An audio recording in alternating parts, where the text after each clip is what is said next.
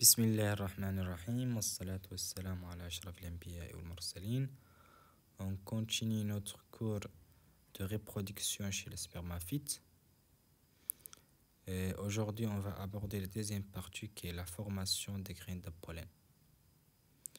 كيف ما تعرفوا كاملين la formation des graines de pollen هو l'équivalent donc de la spermatogénèse chez l'homme.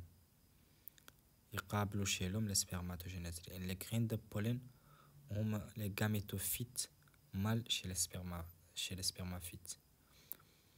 La formation des graines de pollen ينقالوا microsporogénèse وينقالوا مولي pollinogénèse. هاي التسميات كاملة تنطلق على la formation des graines de pollen.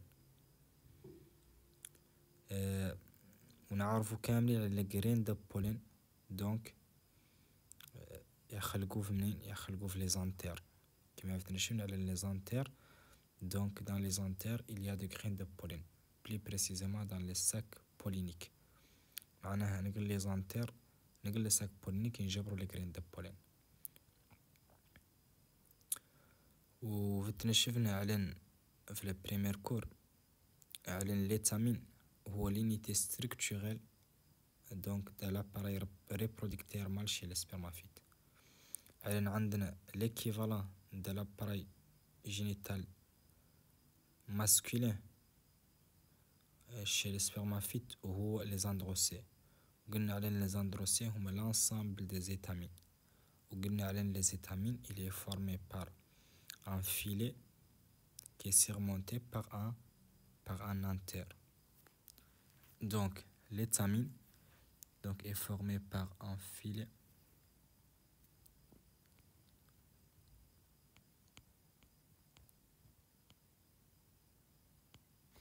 qui est surmonté d'un antère.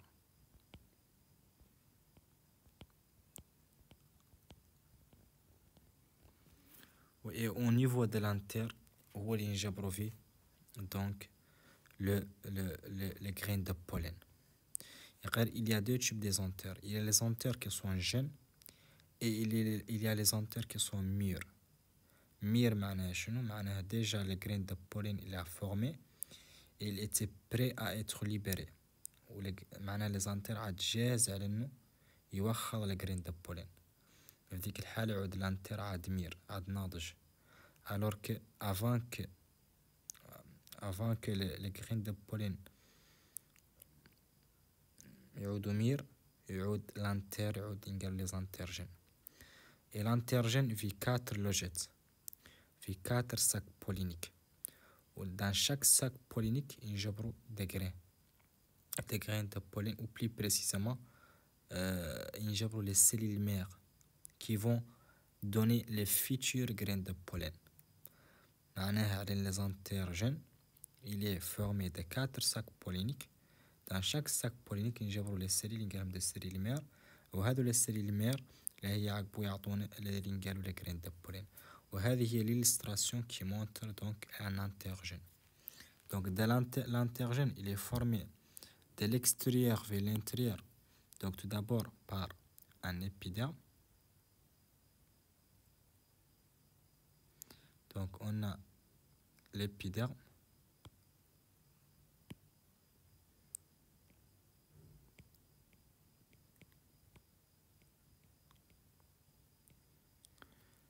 puis on a donc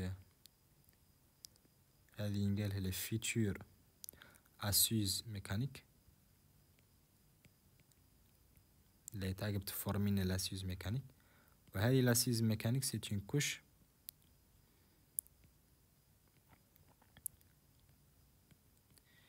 qui va exercer une pression sur donc l'épiderme, plus précisément au niveau de fente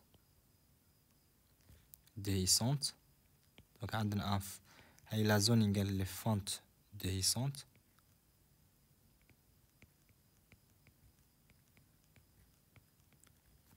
هاي les fentes déhiscentes va s'éclater sous la pression de donc l'assise mécanique. معناها اللي نعود les graines de pollen عاد mûres عاد prêt à être libéré. l'assise mécanique va exercer une force, va exercer une pression sur le fente déhiscente et le fente déhiscente va s'éclater. On éclater le fente déhiscente, le grain de pollen là يوخل. Donc هاي la zone نقالها la zone نقال le fente de نقال le fente déhiscente. Après on a donc le faisceau cribrovasculaire dessiné ici en rouge. Donc faisceau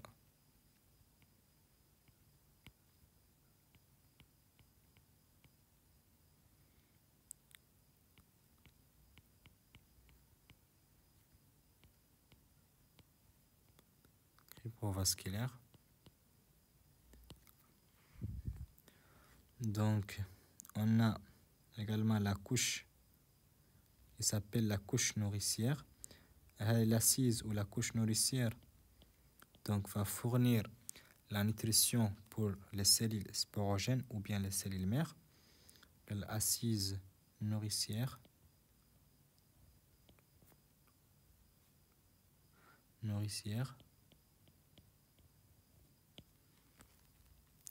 Puis ce qui est en vert, c'est le sac pollinique. Et dans le sac pollinique, il y a des cellules mères. Donc, هذا هو le sac pollinique.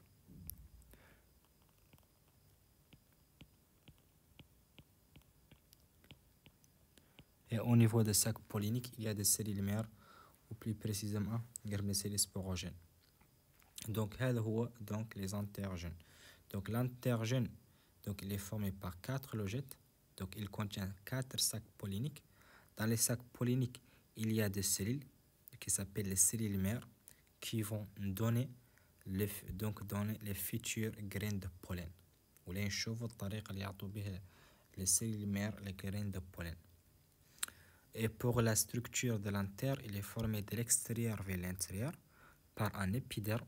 Donc l'épiderme est le plus extérieur, le plus externe, la couche la plus externe est l'épiderme. Puis on a l'assise mécanique ou le futur assise mécanique. Et l'assise mécanique, il va exercer une force, une pression sur la paroi, plus précisément au niveau d'une zone, la fente déhiscente, qu'on a montré ici par le flèche. Et cette fente déhiscente, lorsqu'elle est soumise à une force exercée par l'assise mécanique, il va s'éclater. Et lorsqu'il s'éclate, donc les grains de pollen vont être libérés. Donc, هذا هو l'intergène. Pour les intermères, donc les sacs polliniques vont être fusionnés et le fente déhiscente va être éclatée. Donc, on a une fente déhiscente qui est déjà éclatée. L'éclatement de la fente déhiscente. Donc, c'est l'éclatement de la fente déhiscente ou la pression exercée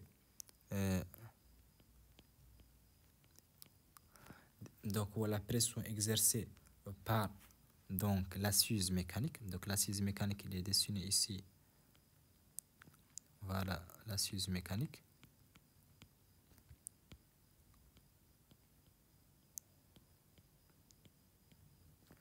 Il y a l'assise mécanique. Donc l'assise mécanique exerce une pression sur la fente déhiscence, et lorsqu'il exerce une pression sur la fente déhiscence va s'éclater et donc il va s'ouvrir. Et puis ici en bleu, c'est le reste d'assise nourricière. On a l'assise nourricière et l'assise qui va fournir donc la nutrition pour les cellules mères. Et ce qui est en vert ici, donc c'est les graines de pollen.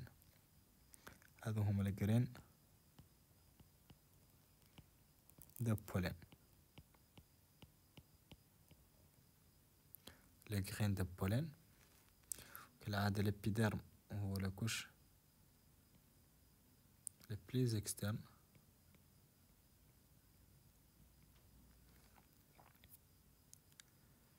Et ici également le faisceau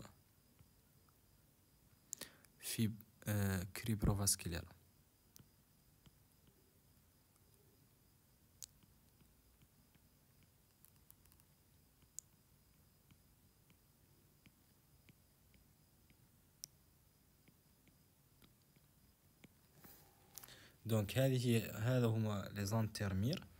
قلنا لي زانترمير دونك la graine de pollen عادو prêt à être donc libéré. Donc la fente déhiscente va s'éclater et la graine de pollen va sortir.